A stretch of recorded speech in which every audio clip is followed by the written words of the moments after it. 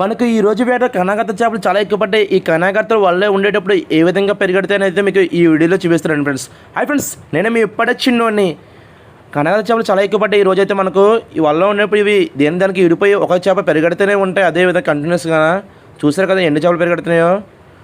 మనకు ఎక్కువ చేపలు ఉండేటప్పుడు మేఘాలెట్టుగా ఉంటుంటాయి. మేము కట్టలను మేఘాలు అని పిలుస్తాం.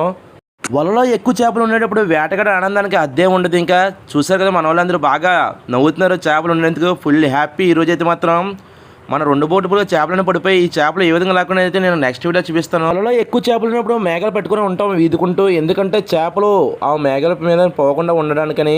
అంటే గాలి ఎక్కువగా ఉంది, అలల ఊగు కూడా ఎక్కువ వస్తున్నాయి. అటువంటి టైంలో మేము మేఘాలు పెట్టుకుని ఉంటుంటాము, చేపలు పోకుండా చూసుకుంటాము. సముద్రంలో ఇది చేయెత్తింది ఎవరే కాదు, మీ ఉప్పాడు చిన్నోడే. చూసారు కదా ఈరోజు మనం బోట్ ఫుల్గా చేపలను పడిపోయి ఫ్రెండ్స్. చూసారు కదా మనం డోర్లు అన్నీ వేసుకున్నాం చేపలు. ఇది మన రింగ్లో బోట్లో వేసుకున్నాం. అంటే మన తోకబడి ఫుల్గా అయితే వేసుకున్న చేపలు, అలాగే చెరుపాక మన రింగ్లో బోట్లు కూడా వేసుకున్నాం చేపలు. ఈరోజు అయితే వేట మామూలుగా జరగదు, మంట ఎక్కిపోయింది ఫ్రెండ్స్. ఫుల్గా 2 బోట్ ఫుల్గా అయితే వేసుకున్న చేపలు అయితే. ఇటువంటి ఫిషింగ్ వీడియోస్ కోసం మన అకౌంట్ ఫాలో చేయండి. పోతే ఒక లైక్ చేయండి ఫ్రెండ్స్.